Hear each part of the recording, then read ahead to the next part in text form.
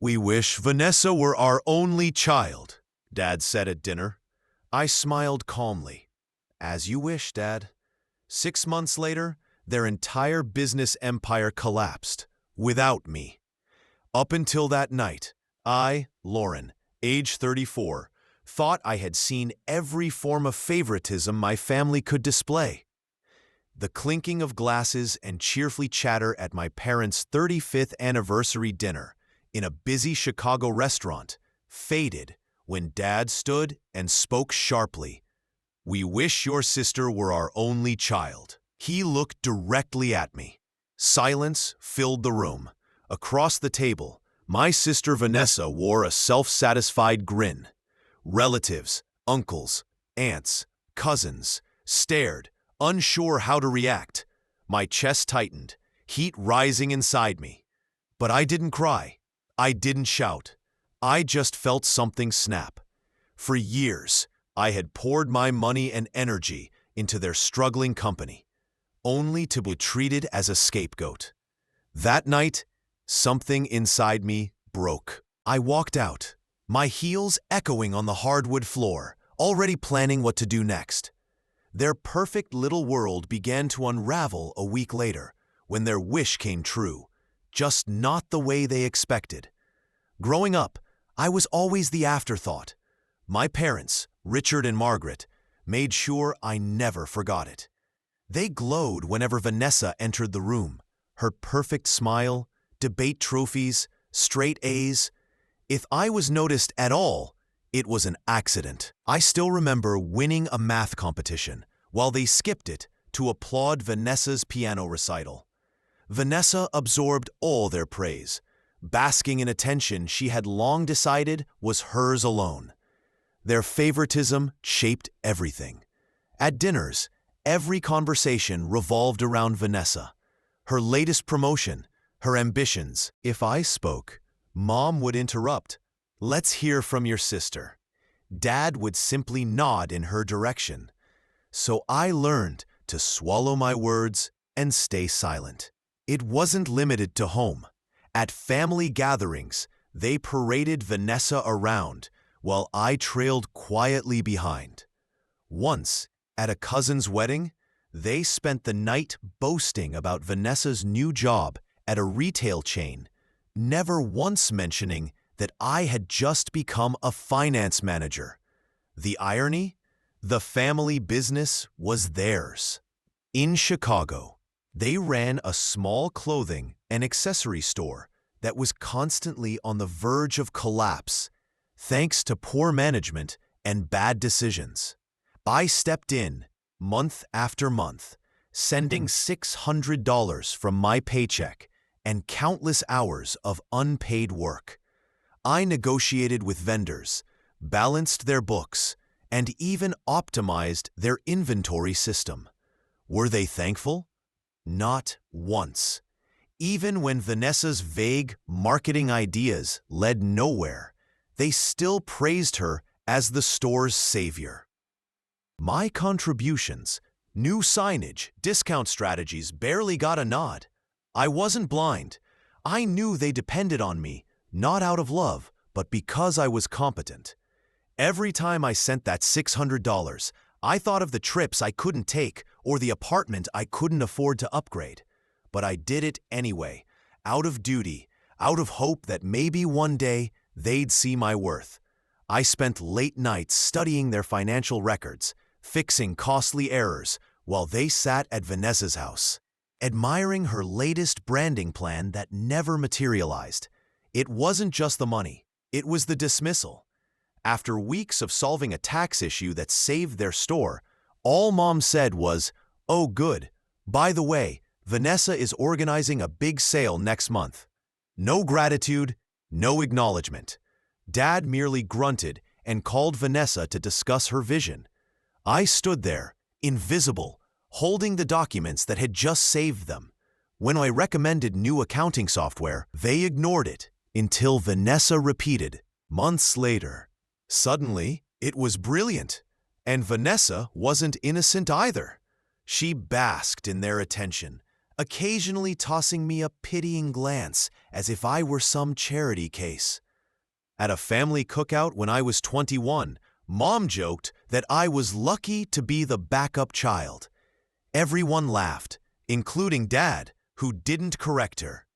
That moment stayed with me, the emotional knife twisting deeper each time they praised her. Still, I kept helping, month after month. I adjusted budgets and sent money, convincing myself that's what family did. Now I see it clearly. They didn't just take my money. They took my time, my skills, and my dignity. I was their safety net, their problem solver, never their pride. Every check I wrote, every late-night call, was me chasing approval that never came. After I fixed things, they'd still turn around and praise Vanessa. Why did I keep trying? Maybe guilt, maybe hope, maybe that small dying wish that they'd change. That hope ended the night of their anniversary. The restaurant was full of laughter until it wasn't. Everyone, dressed for the occasion, sat around the long table. Vanessa, as always, was the star. "I heard you're doing great in retail, Vanessa. Regional manager already?" She smiled gracefully, soaking in the praise. Another relative added, "Your store looks amazing." Mom beamed with pride, and Dad's chest puffed up. "She's always had a talent for business," he said proudly. I sat quietly, poking at my food, used to the routine. Not a single word about me, the person who had kept their store alive for years. Still, I thought maybe tonight could be different. I cleared my throat and began. "I've been reviewing the store's finances. Your overstock is costing you thousands. If you streamline your inventory and cut certain suppliers, you could save a lot." The table fell silent, but not kindly. Vanessa smirked and raised an eyebrow. "Inventory? That's adorable," she said mockingly. "Stick to your spreadsheets." Some cousins chuckled. Mom cut in sharply. "Let's not bore everyone with numbers, dear. Vanessa's planning a big summer sale already." Heat crept up my neck as Dad sipped his wine, not even glancing my way. "Yeah, Vanessa knows what she's doing," he mumbled. Weeks of work, dismissed in seconds. I forced a smile and tried again. "It's not just numbers. If we renegotiate with vendors, it could really help." Vanessa laughed. "Vendors? Please, I'll handle that." The table buzzed with laughter and whispers. Mom waved her hand dismissively. "Let's talk about something fun. Vanessa, tell everyone about your new campaign." Dad turned to Vanessa instantly, as if I hadn't spoken at all. I sat back, throat tight, feeling that all too familiar sting of invisibility. Then, Dad stood up for a toast. He looked at Vanessa first, then me. "To 35 years of love, family, and our pride and joy," he said clearly. "Honestly, we'd be happier if Vanessa were our only child." The air went still. Utensils froze. Someone gasped. Vanessa didn't even flinch. She just smirked, eyes locked on mine. Mom didn't protest. She simply sipped her wine, face calm as if nothing had happened. Every eye in the room was fixed on me as silence stretched, waiting for me to cry or lose control. But I gave them neither. Though my heart was pounding, I kept a steady face and firm jaw. Inside, I was unraveling. The years of being ignored came crashing down at once. I had poured my skills and effort into their failing store, striving for their respect, only to be erased in front of everyone. The final blow came from Vanessa's smirk, a silent reminder that I would never be enough. The sound of my chair scraping against the floor broke the quiet as I stood. In a calm but steady tone, I said, Enjoy your evening."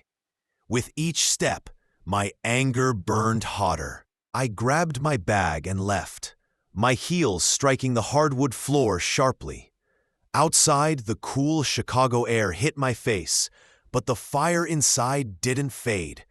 For years, I had endured their favoritism, neglect, and disregard. Not anymore. As I stood on the sidewalk beneath the city lights, I made a decision. I wouldn't just walk away. I would end the cycle of always being their afterthought. That night, I sat alone in my apartment, my chest aching with the echo of Dad's words. "We wish Vanessa were our only child." Vanessa's smile, Mom's silent agreement, the stunned faces at the table. They replayed in my mind. Each thought fueled a choice I had avoided for too long. I was done being their fixer, their financier, their invisible support. For years, I'd sent $600 a month to keep their business afloat, spending countless hours managing suppliers and balancing records. And for what? To be dismissed, ridiculed, and publicly humiliated? Not anymore. Even as anger coursed through me, I steadied myself and picked up my phone. In our family group chat, Mom, Dad, Vanessa, and me, I typed, "I'm done helping with the store. No more money, no more advice. Good luck." I pressed send, knowing the reaction it would trigger. Within minutes, my phone lit up. Dad called first. I didn't answer. Mom texted, "What's this about?" Vanessa sent one word, "Really? Call me." I stared at the screen, oddly calm. I had no intention of replying. Not that night, not ever. By morning, the calls multiplied. Dad's messages shifted from confusion to irritation. "We need to talk about this," he said in one voicemail, as if I owed him an explanation. My inbox filled with long, emotional emails from Mom about family legacy and how I couldn't abandon them. Vanessa called twice, insisting I was overreacting. I ignored them all. Every call, every email, every attempt to guilt me back. Even through the screen, I could sense their panic. But I didn't feel guilty. For years, they had relied on my skills and money, yet all the credit went to Vanessa. Now, they would face the consequences. Without my help, the business began to crumble, exactly as I'd expected. My monthly $600 payments had kept suppliers patient and bills current. My financial strategies had been their only lifeline. Without them, the cracks widened fast. For once, I didn't feel pity. I felt free. I wasn't seeking their approval anymore or begging for recognition. I was reclaiming control of my life, and it felt good. But Vanessa wasn't finished. 3 days later, a notification popped up. A new post on her Facebook page, visible to our relatives and mutual friends. She didn't mention me by name, but the message was clear. Some people think they're essential, but they're just jealous and petty, stirring drama to feel relevant. Cousins and acquaintances began speculating, tagging me in the comments. Private messages poured in, some concerned, others accusatory. Vanessa followed up with another post, this time about my past relationships, implying I was too obsessed with work to maintain one. None of it was true, but the damage was done. Each notification mocked my career, my life, and my choices. I clenched my jaw as I read her words. This was Vanessa at her worst, using public humiliation to distract from their failing store. I could have retaliated. I could have shared proof, messages showing how often they begged for my help, or how Vanessa's marketing ideas had repeatedly failed. But I didn't. Playing her game would mean stooping to her level, and I was done with that. So I ignored everything. Mom's guilt-laden emails, Dad's angry voicemails, Vanessa's endless texts. I muted their numbers, blocked her on social media, and moved on. But the pressure didn't stop. Dad tried calling from a new number, his tone shifting from calm to furious. "You're hurting the family," he shouted, as if I'd betrayed them. Mom sent another email, filled with guilt and excuses, blaming miscommunication. Vanessa's last message was in all caps. "You can't just walk away like this." I deleted it without reading further. Their words didn't sway me. If anything, they confirmed what I'd known all along. They didn't care about me. They cared about what I could do for them. The money, the labor, the convenience. I was never family to them, just a resource. Now, every ignored call and unopened email felt like a small, quiet victory. I refused to fall back into their old pattern of neglect and dependency. Vanessa kept posting vague, mocking messages about ungrateful people and family betrayals. Her words didn't break me. Even when her lies made my coworkers start asking questions, I ignored them and focused on my job. I wasn't going to let her gossip define me. I was good at what I did, far better than Vanessa ever was at hers. Sitting at my desk, I thought about how the store would crumble without me. They'd have to scramble to fix what I had kept running for years. I didn't feel sorry for them. I felt resolute. They had pushed me too far. Now they would finally see what it meant to lose me. I wasn't just quitting. I was preparing them for the fallout. And I wasn't done yet. A week later, I flew to Florida. Visiting my grandfather, Walter, wasn't an impulsive move. It was planned. I had ignored Mom's guilt-filled emails, Dad's pleading voicemails, and Vanessa's spiteful Facebook posts, all trying to lure me back into their chaos. I wasn't going back to the drama, the store, or the lies. I needed someone who would actually listen and could make a difference. That person was Grandpa. He had always been fair, a quiet man who saw through pretenses. During the 3-hour flight from Chicago to Tampa, I had plenty of time to gather my thoughts. When I arrived in Florida's humid air, I rented a car and drove to his small beachfront house. He was waiting on the porch, smiling warmly. "You look like you've got something heavy on your mind," he said in his rough yet kind voice. With the weight of everything I'd carried, I hugged him tightly. Inside, as an old fan hummed in the background, I told him everything.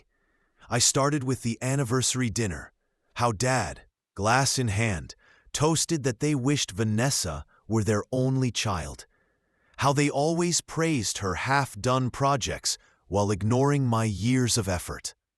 I told him about the $600 a month I had secretly poured into keeping their store afloat, handling their taxes, negotiating with suppliers, optimizing their business, all while being met with silence or scorn.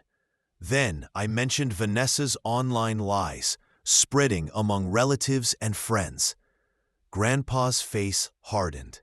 When I recalled Dad's cruel toast, his calloused hands clenched into fists. "They said that publicly?" he asked in a low, angry voice. I nodded and showed him screenshots of Vanessa's posts. One read, "Some people think they're indispensable." Cousins had commented in agreement. Another post implied I was unstable, affecting my career. Grandpa's jaw tightened. "That isn't family," he said sharply. "That's betrayal." Everyone knew Grandpa had built a modest fortune through real estate, rental homes, and land across Florida.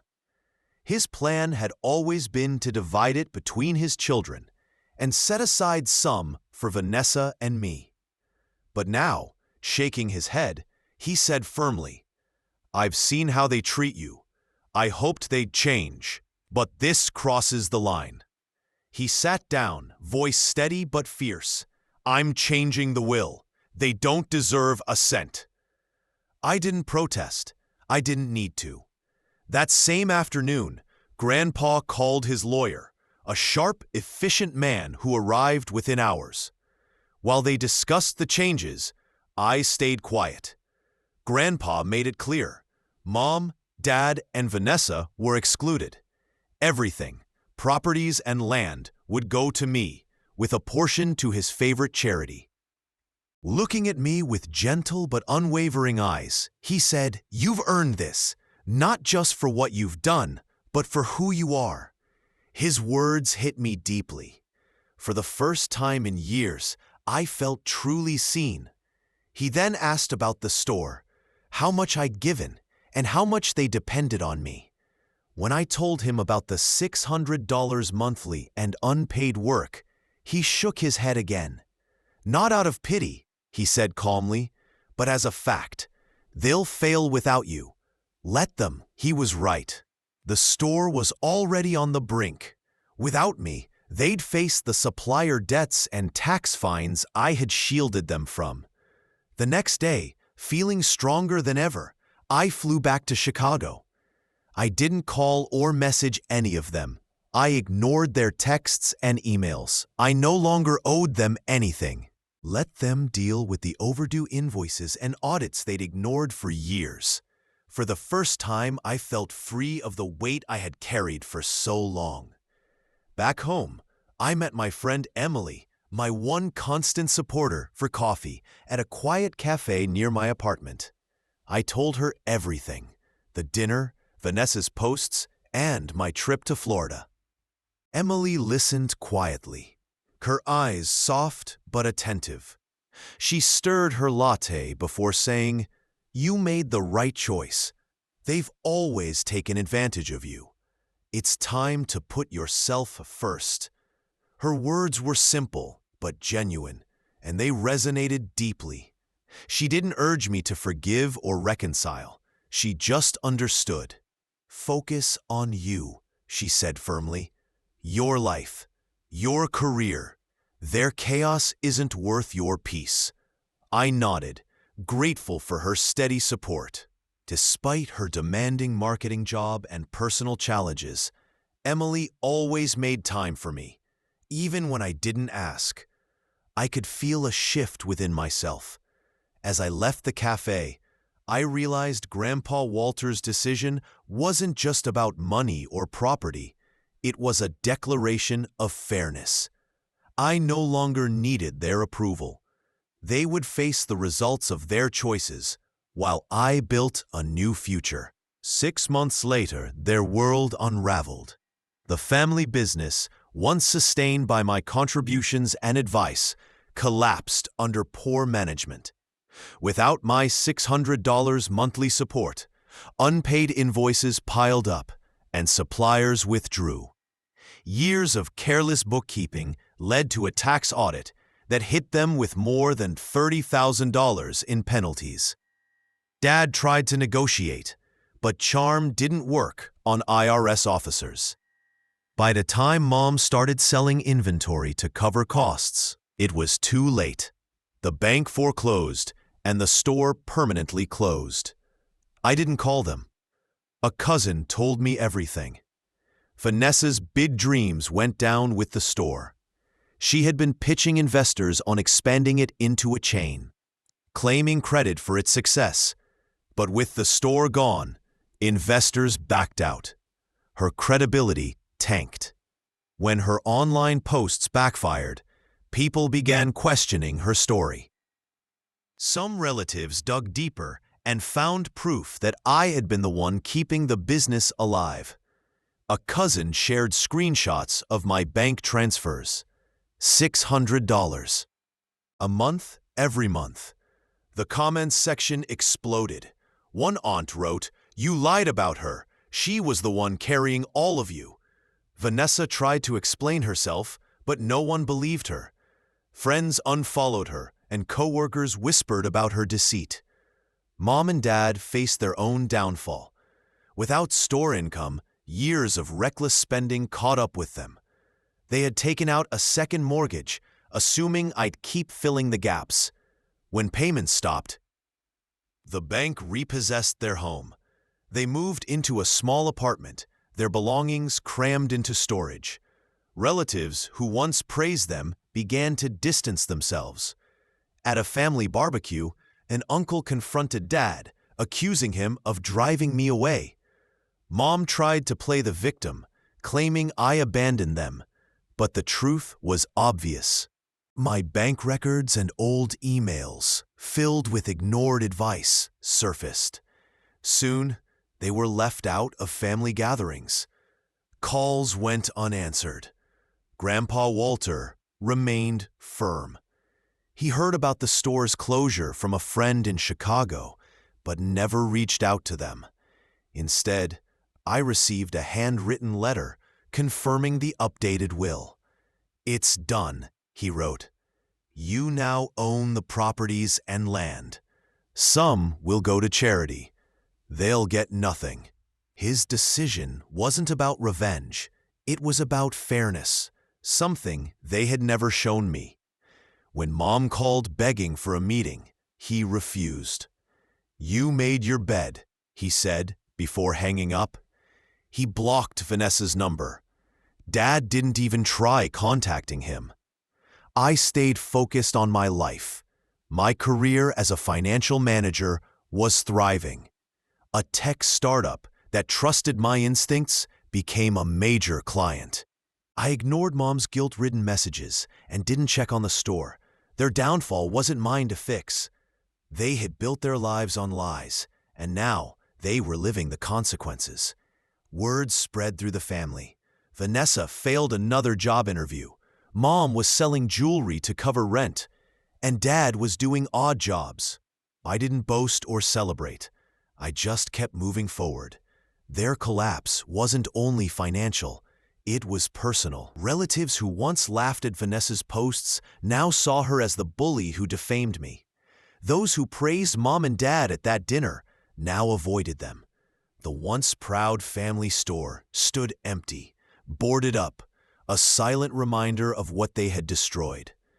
Even Grandpa's will was untouchable, finalized and locked with his attorney. I didn't need to say a word. Their actions spoke for themselves. As their lives fell apart, mine began to flourish. I poured myself into my career, determined to build something meaningful. My biggest success came when I landed a $2.5 million contract with a Chicago tech startup, streamlining their finances after months of long nights and tough negotiations. My boss called me into her office, smiled, and said, "You're going places." It wasn't just a raise. It was proof that I could succeed without them. Beyond work, I built a life that wasn't defined by family drama. Emily remained my rock, always grounding me with a quick message or coffee break. We'd meet at our favorite diner, laugh about her marketing mishaps or my awkward client meetings.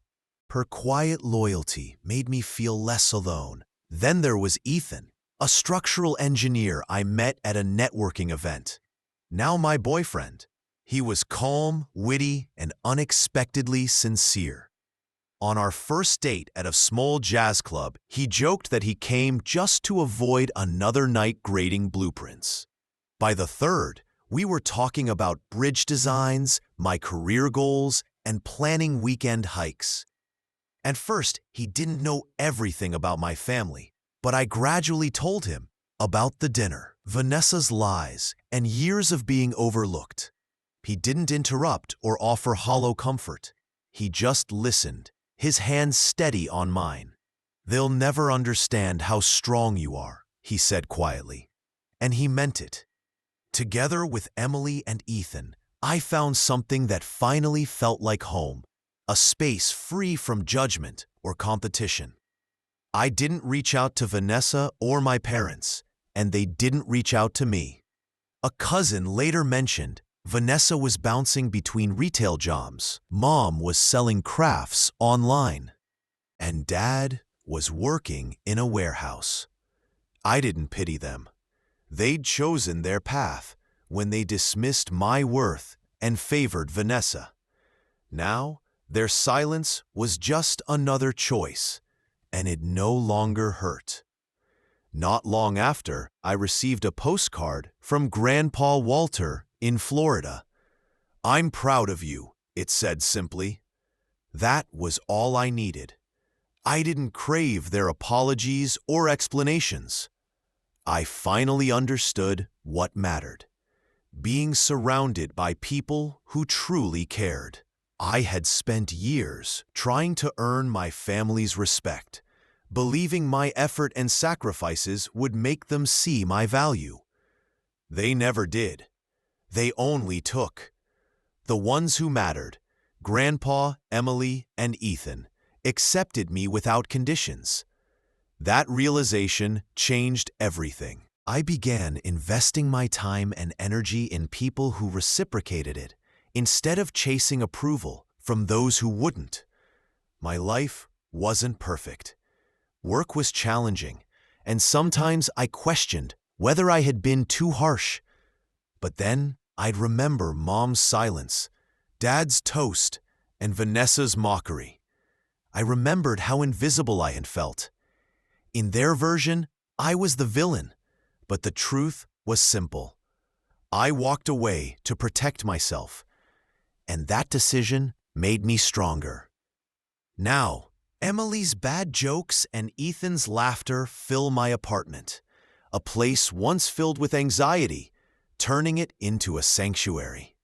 My career, once just a survival tool, has become something I'm proud of, a testament to resilience and self-worth.